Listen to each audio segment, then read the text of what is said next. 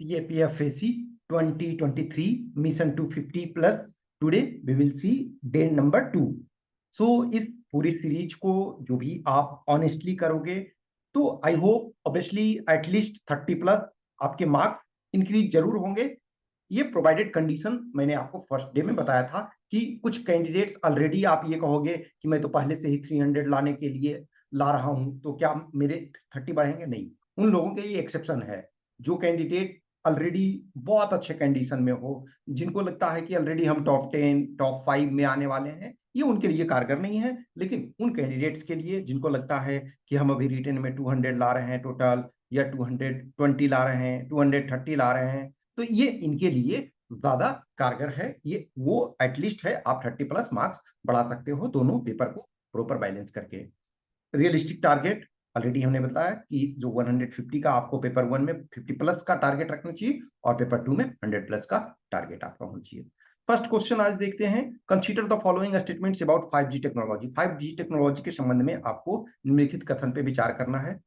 5G technology will enable a smart mobility and automated transport. Yes, सही है। जैसे आप गूगल का या टेस्ला ये सब देखोगे कि जो ऑटोमेटेड कार जो बन रहे हैं, तो उसमें आपको क्या है कि लेटेंसी बहुत कम होना चाहिए। यानी कि जो किसी एक्शन को कर रहे हैं, सपोज आपने कोई रिस्पॉन्स डाला तो उसमें लेटेंसी कम होगा, यानी कि जो टाइम इंटरवल कम होगा, जितना कम होगा वो फायदा है क्विक टाइम में, रियल टाइम में, क्योंकि उसको वर्क करना होता है। तो फर्स्ट वाला स्टेटमेंट सही है। तो फर्स्ट वाला स्टेटमेंट सही है, तो ये डी एटलीस्ट आपका ये गलत हो गया। नेक्स्ट आपका है 5G wireless internet network is 500 times faster than 4G technology. No, actually up to 100 times है, अप टू 100 टाइम्स। तो अप टू 100 टाइम्स है, तो इसका मतलब ये गलत हो गया। तो ये ऑल द स्टेटमेंट्स ट्रू, ये भी हमारा हट गया। अब नेक्स्ट है 5G requires radio frequency electromagnetic fields radiation between 600 megahertz to 86 gigahertz। अब ये देखो, ये मैक्सिमम पीरियड मैक्सिमम ये है, और ये आपका जो है ये कर सकते हो कि ये मिनिमम है। ठीक है, तो एक आपका ये मिनिमम है और ये आपका मैक्सिमम है। जनरली इस बैंड तक अभी हम यूज नहीं कर पा रहे हैं, लेकिन ये इसका रेंज है, तो ये भी सही है और टू स्टेटमेंट्स सही है, तो बी इसका करेक्ट आंसर होगा। नेक्स्ट क्वेश्चन नंबर सेकेंड करा, consider the following statements about sun synchronous orbit. Sun synchronous orbit का मतलब है कि सन के सिंक्रोनाइज, यानी कि सूर्य के संबंध में, सपोज सूर्य है और ये कक्षा जो होगा, तो सूर्य के संबंध में वो आपका जो सिंक्रोनाइज्ड होगा, यानी कि सन जिस ढंग से हमारी पृथ्वी सन के तरफ मूव कर रही है, उस सिंक्रोनाइजेशन में मूव करेगा। तो ये जो आपका जो कम्युनिकेशन ये सब के लिए बहुत उपयोगी होता है। तो sun synchronous orbit is a medium earth orbit. No, ये आपका जो हाई जो आपका ठीक है, तो लॉन्ग रेंज वाला ये है, तो ये फर्स्ट आपका गलत है। सेकंड है NSSO means sun synchronous orbit, a satellite passes over any given point of the planet surface at the same local mean time। तो सेम लोकल मीन टाइम पे ये पास करता है। तो फर्स्ट स्टेटमेंट गलत है, सेकंड आपका सही है, तो ये इसका बी आंसर हो जाएगा। नेक्स्ट करा कि माउंट पिनाट्यूबो, माउंट पिनाट्यूबो जो है वो कहाँ है? तो वो आपका फिलीपींस में है, और ये एक यहाँ पे क्रेटर लेक है। तो क्रेटर लेक जैसे इंडिया में आपको पता होना चाहिए कि बुल्दाना डिस्ट्रिक्ट में महाराष्ट्र के बुल्दाना डिस्ट्रिक्ट में क्रेटर लेक है।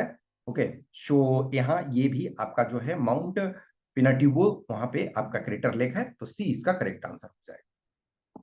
Question number 4, consider the following statements. India has established its own seed storage facility at चांगला इन लद्दाख। यस, ये सही है। ये दुनिया का सेकेंड जो लार्जेस्ट आपका ये सीड वॉल्ट है।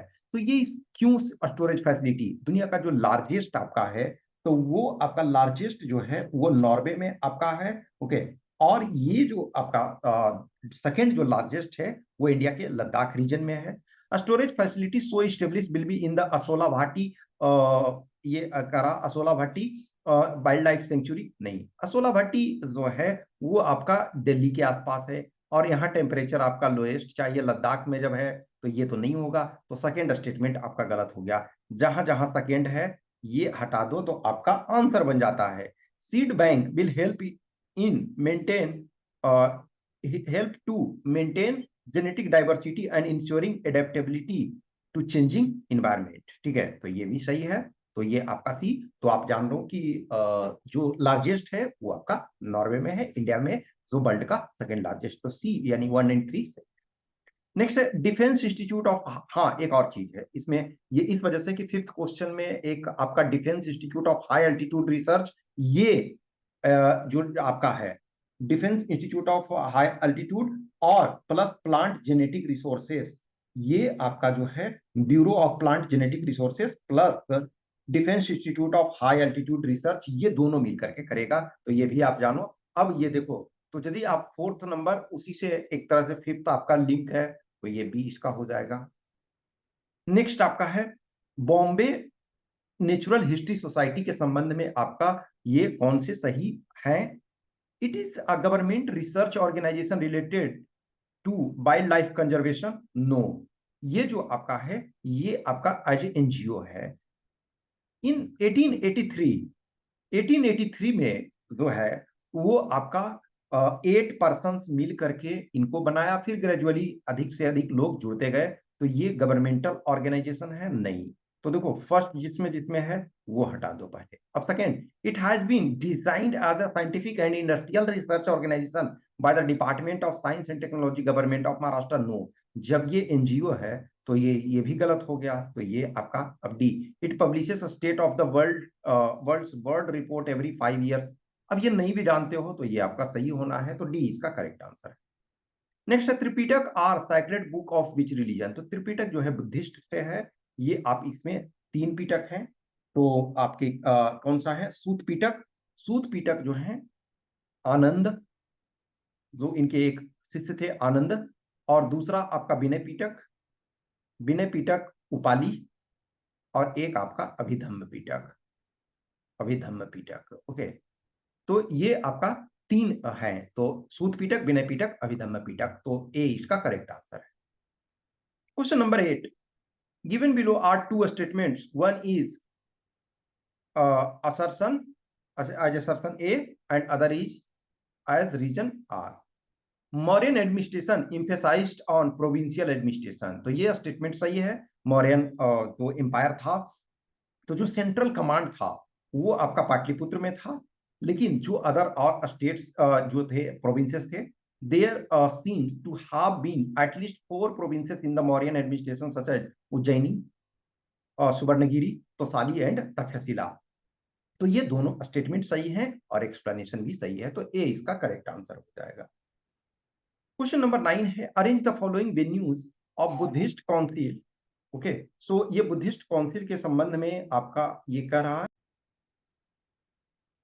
सो 4 बुद्धिस्ट काउंसिल हुए, पहला जो है राजगिरी, सेकेंड आपका जो है वैशाली, थर्ड आपका पाटलिपुत्र, एंड फोर्थ में आपका कश्मीर। तो सबसे पहले राजगिरी में तो उस समय कौन थे? किंग जो थे अजात शत्रु, तो सबसे पहले आपका फर्स्ट हो गया। उसके बाद जो सेकंड है वो वैशाली में हुआ, तो 1 और 3, तो उस समय वैशाली में किसके समय में हुआ था? कालाशोक के समय। जो थर्ड बुद्धिस्ट काउंसिल हुआ ये आपका पाटलिपुत्रा में, वो उस समय अशोका किंग थे। और जो फोर्थ बुद्धिस्ट काउंसिल हुआ वो कश्मीर में हुआ, कुंडलवन में, तो इस समय जो थे कनिष्का रूलर थे। तो 1324 बी में है, तो बी आंसर हो गया।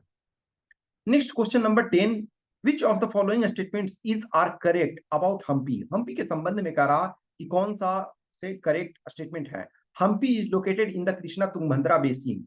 तो हम्पी जो है कृष्णा तुंगभद्रा बेसिन में है, और हम्पी जो है वो विजयनगर एम्पायर का कैपिटल हुआ करता था। विजयनगर जो साम्राज्य है उसका ये राजधानी हुआ करता था। सेकेंड स्टेटमेंट, तो फर्स्ट स्टेटमेंट तो सही हो गया। अभी जो वर्तमान में जो आपका ये हम्पी है वो कर्नाटक में है। कर्नाटक में एक जो विजयनगर डिस्ट्रिक्ट है, और यहाँ विरूपाक्ष का टेम्पल है।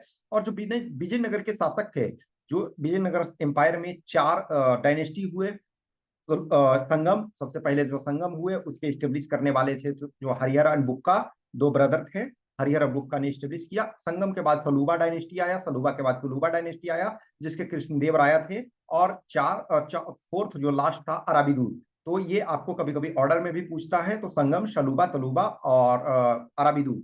विजयनगर एम्पायर के जो सबसे प्रतापी सम्राट कृष्णदेव राय जो थे वो आपके तुलुबा डायनेस्टी के थे। तो ये कृष्णा तुंगभद्रा, और कृष्णा तुंगभद्रा ये जो रीजन है वो काफी आपका उपजाऊ है। कहा जाता है कि यहाँ एक हाथी जितने जमीन में बैठ सकता, लेट सकता था, उसमें से एक पूरे परिवार आराम से भोजन कर सकता था। तो ये अभी जो है कर्नाटक में स्थित है।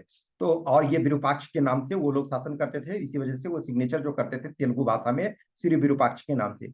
सेकेंड स्टेटमेंट है the Mahanavami festival was one of the most important festivals celebrated at Hampi. तो ये आपका भी सेकेंड स्टेटमेंट भी सही है। तो ये आपका सी हो गया, both 1 and 2। Next question number 11 का रहा, arrange the following conquest of Akbar in chronological order. Jalaluddin Mohammad Akbar ने इन सारे राज्यों को एक एक करके जीता।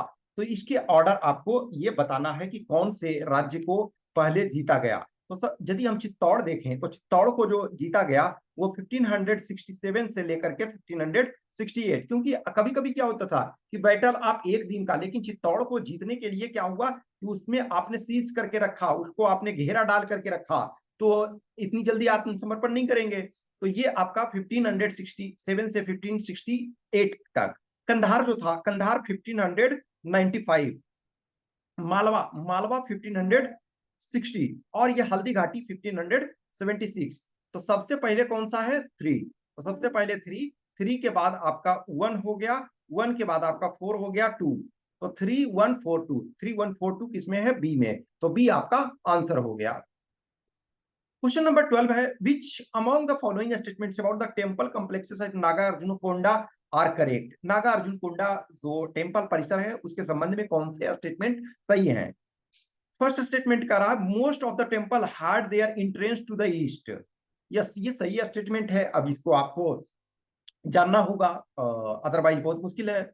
The walls of temples were relatively plain. Yes, ये जो मंदिर की दीवारें अपेक्षाकृत बिना नक्काशी के, प्लेन का मतलब बिना नक्काशी के ये थे। तो ये भी फर्स्ट स्टेटमेंट सही है। सेकंड स्टेटमेंट, तो फर्स्ट स्टेटमेंट सही है, तो ये आपका गलत हो गया। अब सेकंड स्टेटमेंट सही है, तो इसमें से हमारा आंसर नहीं निकल रहा। नेक्स्ट है, stone was the main construction material. No, जो ब्रिक्स थे, ईंट थे, वो मेन मटेरियल था। तो जब थर्ड गलत हुआ तो अब हमारा आंसर बन गया। Next, they did not have a uniform architectural plan, यानी कि उन मंदिरों का निर्माण में एक समान वास्तु योजना प्रयुक्त नहीं थी। इसमें एक ये छूट गया है कि सेलेक्ट द करेक्ट, तो यानी कि जो नीचे दिए गए फुट का प्रयोग करके सही उत्तर ये करें। तो ये आपका आंसर जो हो जाएगा वो सी हो जाएगा। Question number 13, wind plays a role as pollinating agent for the following plants except। तो कह रहा है कि पवन दिए गए सभी पौधों के लिए परागण एजेंट की भूमिका निभाता सिवाय, तो देखो मक्का, बंबू, ग्रास, ये तीन के तीनों जो है ये ऊपर है ना जनरली, और जो ये इसमें क्या है, अनियन, अनियन में मेनली जो है वो जमीन के अंदर है। तो इस वजह से आपका ये मेनली ये तीन में करते हैं। तो आपका डी जो है अनियन आपका आंसर हो जाएगा। Next question number 14, Rowlatt act resulted in the tragedy of Jallianwala Bagh massacre. ठीक है, तो ट्रेजेडी ऑफ जलियांवाला बाग, तो ये फर्स्ट स्टेटमेंट सही है। सेकंड का रहा, Gandhi ji sought into prominence in the Indian politics after Jallianwala Bagh tragedy. Yes, ये भी सही है। नेक्स्ट थर्ड नंबर आपका कह रहा, Gandhi ji launched large scale mass movement in India before 1920। No, तो ये आपका गलत है। लेकिन इसमें कह रहा कौन सा सही नहीं है, तो यानी गलत जो है, तो गलत कौन सा है? तो ये 3 ओनली है। तो इसका आंसर सी हो जाएगा। तो ये भी आपको ध्यान रखना है कि कौन सा सही है और कौन सा ये गलत पूछ रहा है। तो इन चीजों का भी हमें ध्यान रखने की आवश्यकता होती है। ओके, सो ये आपका जो है सी इसका सही आंसर है। नेक्स्ट आपका क्वेश्चन नंबर 15 का रहा, which one of the following pairs of disease and nature is are not correctly match. तो इसमें कह रहा कि कौन सा जो डिजीज का पेयर है वो सही मैच नहीं है। तो फर्स्ट कह रहा कि अस्कर्बी न्यूट्रिशनल, या अस्कर्बी विटामिन सी की कमी के कारण होता है। तो इसका मतलब है कि विटामिन सी के कारण यदि हो रहा है तो इसका मतलब ये न्यूट्रिशनल है, तो ये सही मैच है। तो ये हमारे आंसर में शामिल नहीं होगा। अब ये जब आंसर में हमारा शामिल नहीं होगा तो ये आपका ये हट गया, ये हट गया, और आपका सी नहीं होगा। तो 3 जब नहीं होगा तो हमारा आंसर डी ही हो गया। मलेरिया डिजेनरेटिव नहीं, टीबी आपका डिजेनरेटिव है। ओके, तो ये हिमोफीलिया हेरिडेटरी है, ये आपका आनुवांशिक है, तो ये सही है। तो यानी कि 1 और 3 सही है, 2 गलत है। नेक्स्ट आपका क्वेश्चन नंबर 16 का रहा, which one among the following is the correct order of living organisms from producer to tertiary consumers. तो ये कह रहा है कि जो दिए हुए हैं उसमें से जो उत्पादक से तृतीय उपभोक्ताओं तक जीवित जीवों का सही क्रम कौन है। तो ये आपका 3 जो दिया हुआ है, तो उसमें से आपका सही क्रम कौन सा है। सो ये आपका पहले ग्रास होगा, उसमें से नो डाउट। फिर उसके बाद ग्रास के बाद जो क्या होगा, ग्रास हॉपर होगा, फिर लेजर्ड होगा, फिर हॉक होगा। तो यानी कि घास, टिड्डा, छिपकली, छिपकली और बाज। तो ये डी इसका करेक्ट आंसर हो जाएगा। Question number 17, consider the following statements about Satavahana empire in the Deccan. Deccan के संबंध में, दक्कन में सातवाहन साम्राज्य के संबंध में निम्नलिखित कथन पे विचार करना है। The discovery of early Satavahana coins at Kotalingala and Sangareddy in the Karimnagar district supports the hypothesis of beginning of their rule in the eastern Deccan। ये कह रहा कि करीमनगर जिले के, करीमनगर जो आपका ये तेलंगाना में है, कि कोटलिंगला और संगारेड्डी में शुरुआती सातवाहन सिक्कों की खोज पूर्वी दक्कन में उनके शासन की शुरुआत की परिकल्पना का समर्थन करती है। तो ये स्टेटमेंट सही है। नेक्स्ट करा नाने घाट। तो ये नाने घाट और नासिक जो है वो आपके महाराष्ट्र में है। Nane Ghat and Nashik inscription point to the beginning of their rule in the western Deccan. तो देखो ये जो आपका है सातवाहना का जो रूल है कि कोटालिंगला और संगारेड्डी में करीमनगर डिस्ट्रिक्ट यानी कि तेलंगाना में जो पाए गए हैं इनके, ये कहते हैं कि ईस्टर्न डेक्कन में उनका शासन था। लेकिन जो नाने घाट और नासिक इंस्क्रिप्शन है वो कहते हैं कि वेस्टर्न डेक्कन में भी उनका शासन था। तो ये दोनों के दोनों स्टेटमेंट सही है, तो सी इसका करेक्ट आंसर हो जाएगा। क्वेश्चन नंबर 18 कह रहा है कि economic and social planning is a subject on बीच। तो इकोनॉमिक और सोशल प्लानिंग जो है उस पर दोनों लॉ बना सकता। इसको ऐसे हम समझ सकते हैं कि यानी कि पार्लियामेंट और स्टेट लेजिस्लेचर, अब मान के चलो कि सोशल अपलिफ्टमेंट के लिए या इकोनॉमिक इंपावरमेंट के लिए सेंटर कुछ करना चाहेगी तो क्या स्टेट मना करेगी? नहीं। या स्टेट कुछ करना चाहे तो सेंटर, तो दोनों बहुत सारे देखोगे कि दोनों मिल करके करते हैं और कुछ इंडिविजुअल, जैसे for example low agriculture farmers को लिए के लिए पीएम किसान सम्मान निधि के तहत मिलता है, स्टेट भी अपने आप में देने के लिए तैयार है। कुछ मेडिकल फैसिलिटीज है, सेंट्रल गवर्नमेंट कुछ प्रोवाइड कर रही है, कुछ स्टेट गवर्नमेंट, एजुकेशन के संबंध में कुछ जो है सेंट्रल गवर्नमेंट प्रोवाइड कर रही है, यूनियन गवर्नमेंट। तो दोनों उसमें से कर सकते हैं, तो सी आपका जो है ये। अब डी देखोगे कि the parliament can make law with the consent of state legislature, no.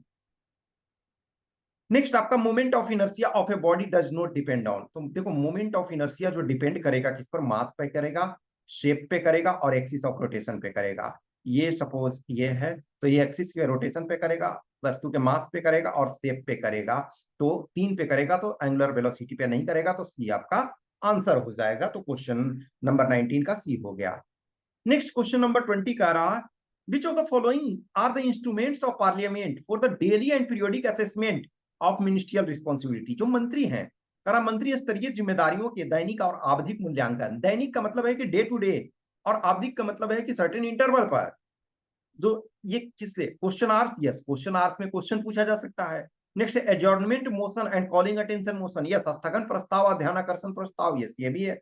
Motion of thanks, जब ये देखो ये तो रेगुलर नहीं हो रहा है ना, ये तो आपका इंटरवल पे हो रहा है, ये पीरियोडिक रूप से होता है, इस बार हुआ फिर नेक्स्ट ईयर होगा, ऐसे ही। नेक्स्ट पार्लियामेंट्री कमेटी, तो ऑल के थ्रू करते हैं, तो डी आपका इसमें से करेक्ट आंसर हो जाएगा। Now question number 21। अब नेक्स्ट जो 5 क्वेश्चन हम देखेंगे, कल एस्टरडे हमने 50 क्वेश्चन किया था, आज हम 20 कर रहे हैं, सॉरी 25 कर रहे हैं। तो इसी ढंग से आपका वो चलते रहेगा, जो ओपन में आपका 25 क्वेश्चन के करीब हम डेली करेंगे। Out of 7 consonants and 4 vowels, words are to be formed by involving 3 consonants and 2 vowels, the number of such words. देखो 7 कॉन्सोनेंट्स हैं और 7 में आपको सेलेक्ट कितना करना है, 3 करना है, तो 7C3 हो जाएगा। और 4 वॉवेल में 4C2, 4 में से 2 करना है। अब ये जब सेलेक्ट करोगे तो 3 इधर और 2, और फिर 5 को आपको अरेंज करना है। तो देखो 7C3 आप जब करते हो तो 7 इंटू 6 इंटू 5, अब इंटू फैक्टोरियल 4 होगा। नीचे क्या होगा, फैक्टोरियल 4 और इंटू फैक्टोरियल आपका 3। तो ये फैक्टोरियल 4 से फैक्टोरियल, अब 3 को क्या लिख सकते हैं, फैक्टोरियल 3 को 3 इंटू 2, तो 3 इंटू 2 ये 6, तो यानी कि 35 इधर हो गया। और ये इधर क्या 4 इंटू 3 और फैक्टोरियल 2 और नीचे फैक्टोरियल 2 इंटू फैक्टोरियल 2, तो 2 से 2 कट गया और इधर 2 से तो 6, यानी 35 इंटू 6, तो 35 इंटू 6 210 हो गया। अब इसको फैक्टोरियल 5 से गुना करो, फैक्टोरियल 5 में 5 इंटू 4 इंटू 3 इंटू 2, तो ये 5 ये हो जाएगा 120। अब 210 इंटू 120 आप करोगे तो ये कितना आ जाएगा, एक चीज देखो, तो 200 तो 21,000 से तो ज्यादा आएगा आपका ऐसे ही, तो ये दो तो ऐसे हो गया। अब ये देखो ये 120 है, तो इसको में आप फिर 2 ये करोगे तो 4200 हो जाएगा, तो इसका मतलब 25,200 हो जाएगा, तो ए इसका करेक्ट आंसर है। Question number 22, P Q R S T are 5 numbers such that the average of P Q and R is 5 and that of S and T is 10. What is the average of all the 5 numbers? देखो इसमें 5 number हैं, तो P Q R का average 5 है, तो P plus Q plus R बराबर क्या हो गया, 5 इंटू 3 तो 15 हो गया, और S प्लस T का एवरेज आपका 10 है, तो ये एडिशन 20 हो जाएगा, तो सबको जोड़ोगे तो 35 और टोटल नंबर कितने हैं 5, तो ये 7, तो बहुत सिंपल है, तो सी इसका करेक्ट आंसर हो गया। Question number 23, a box contains 3 white and 2 black balls. 2 balls are drawn at random, one after the other. If the balls are not replaced, what is the probability that both the balls are black? तो पहले black आने की क्या संभावना है पहली बार में, तो 2 ब्लैक आपका है और टोटल बॉल कितने हैं, तो ये 5 है।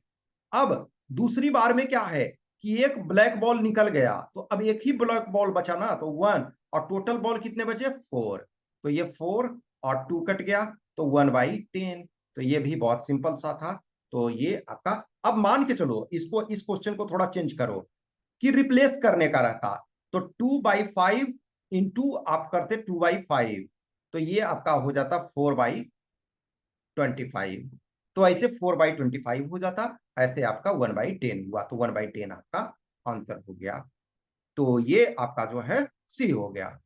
क्वेश्चन नंबर 24 का रहा, the number of values of x satisfying x plus 100/x greater than 50 where x is a natural number less than और इक्वल टू 100 इज। तो ये देखो ऐसे इसको करो कि ये यानी कि यक्स प्लस 100/x जो है वो 50 से बड़ा होना चाहिए, 50 से बड़ा होना चाहिए, और जो यक्स है वो आइदर आपका लेकर के ये नेचुरल नंबर है, तो नेचुरल नंबर 1 से स्टार्ट करके अप टू 100 तक ले सकते हो कोई भी वैल्यू।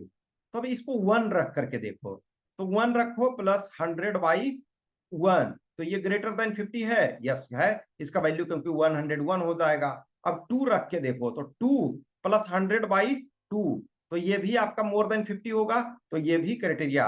अब लेकिन 3 रखोगे, तो 300/3 करोगे तो ये 50 से बड़ा नहीं होगा, तो इसका मतलब ये नहीं होगा।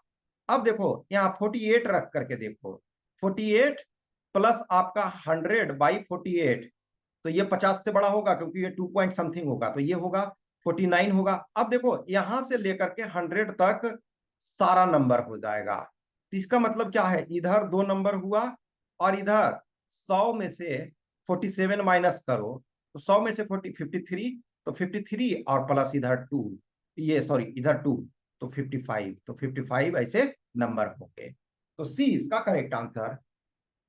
पेपर 1 में लास्ट क्वेश्चन इसमें है, what is the sum of digits of the least multiple of 13 which when divided by 5 sorry 6 8 and 12 leaves remainder 5 7 and 11। देखो अब 6 है, तो 6 है तो 5 यानी कि 1 का डिफरेंस, 8 है तो 7 यानी कि 1 का डिफरेंस, 12 है तो 11 यानी 1 का डिफरेंस। अब 6 8 और 12 का एलसीएम निकाल दो, तो ये 2 से डिवाइड करो तो 3 4 6, फिर 2 से करो तो 3 2 2, ये 3 से करो तो 1 2 1, तो इसका मतलब है कि 6 24 हुआ ये। अब 24 में -1 करो तो ये आपका 23 हुआ, लेकिन अब ये फर्स्ट कंडीशन तो क्वालिफाई कर रहा है, लेकिन ये 13 का मल्टीपल भी होना चाहिए। अब देखो, तो 13 का मल्टीपल है 23, 13 का मल्टीपल है नहीं, तो इसमें 24 ऐड करो और 24 के इंटीग्रल मल्टीपल को ऐड करना है। अब देखो, तो 23 प्लस 24 ऐड करो 47 होता है। क्या 47 आपका 13 का इंटीग्रल मल्टीपल है? नहीं। अब इसी ढंग से आप ऐड करते चलोगे तो एक ऐसा टाइम आएगा कि 23 और प्लस 120 करो तो 24 इंटू 5 ये करते हो तो ये आता है 143। 143 क्या 13 से डिविजिबल है? 143 13 से डिविजिबल है। 11 इंटू 13 ये आपका 143 होता है। तो इसका मतलब वो लोएस्ट नंबर कौन सा है? 143 है। अब इसका एडिशन, तो 1 प्लस 4 प्लस 3 तो कितना आ जाएगा? 8। तो ये 8 आपका हो गया। तो ये डी आपका करेक्ट आंसर हो गया। तो ये 25 क्वेश्चन हमने पेपर 1 में किए। अब जैसा कि हमने आपको बोला था कि पेपर 2 में भी हम रेगुलर रूप से क्वेश्चंस आपको देंगे, तो ये पेपर 2 में हम 2 ऐसे का टॉपिक आज दे रहे हैं। जो हमारे पेड सब्सक्राइबर हैं वो इसको लिख करके हमारे पास सेंड करेंगे, और जो पेड सब्सक्राइबर नहीं है वो आप अपना लिखें और आप अपने किसी फैमिली मेंबर्स, फ्रेंड्स या सीनियर आपके जो भी हैं उनसे चेक करवाइए, या आप आपके आपके फ्रेंड है कोई भी तो उनसे आप चेक करवाएंगे, ठीक है। और जो पेड वाले हैं वो उनसे चेक करवाएंगे। फर्स्ट क्वेश्चन है कि social media is A double edge sword. तो जो सोशल मीडिया का रहा है कि एक दोधारी तलवार है। सोशल मीडिया के दोधारी तलवार का क्या मतलब होता है? कोई भी चीज जब हम बोलते हैं दोधारी तलवार का मतलब है कि ऐसे नॉर्मल तलवार क्या होता है, एक तरफ से आपका कटता है और दूसरे तरफ से नहीं कटता है। लेकिन यदि आपके कोई भी चीज कह रहा है कि दो धारी तलवार है तो दोनों तरफ से वो कटेगा। तो ये आपको ध्यान रखना है कि सोशल मीडिया इसका मतलब क्या है कि वो अच्छाई के लिए भी यूज होता है और बुरे चीज के लिए भी। जैसे मान के चलो कुछ ऐसे फ्रेंड हैं जिनसे आप बहुत लंबे समय से जुड़े हुए नहीं रह पाते हो टेलीफोन पे, या रेगुलर बात नहीं कर पाते हो, तो एटलीस्ट विदाउट उनसे रेगुलर कम्युनिकेट किए हुए शायद वो कुछ अपना अपडेट कर रहे हैं, कुछ फोटो शेयर कर रहे हैं, कुछ पार्टी, कुछ ऐसी चीजें, तो आपको पता चल जाता है, तो वो पॉजिटिव है। या आप लाइक माइंडेड ग्रुप से जुड़ते हो जो सिमिलर टाइप के एग्जाम प्रिपरेशन या जो भी, जैसे आज सोशल मीडिया के थ्रू ही तो बहुत लोगों से आप जुड़े हुए हो। फॉर एग्जाम्पल कोई स्टूडेंट केरल में बैठे हुए हैं और वो हमसे जुड़े हुए हैं, तो कहीं ना कहीं आप सोशल मीडिया है ना, तो वो फायदा है। लेकिन वही सोशल मीडिया बहुत हार्मफुल भी होता है डिफरेंट तरीके से, तो आप उसको लिखोगे ऑब्वियसली, जो पेड वाले हैं जो वो लिखेंगे हमारे पास, वो लिख करके भेजेंगे, फिर मैं उसमें जो भी प्रॉब्लम्स रहेंगे मैं बताऊंगा। नेक्स्ट क्वेश्चन नंबर 2 है bad drainage systems are one of the, या कह सकते हो ये ठीक है, बैड ड्रेनेज सिस्टम इज कर सकते हो is one of the biggest problems of urban centres in India. ठीक है, तो bad drainage system is one of the biggest problems of urban area. जो खराब जल निकासी व्यवस्था है भारत में शहरी केंद्रों की सबसे बड़ी समस्याओं में से एक है। अब प्रॉब्लम क्या है, ऐसा नहीं है कि सिर्फ और सिर्फ सरकार की गलती है, हमारे पीपल की भी गलती होती है।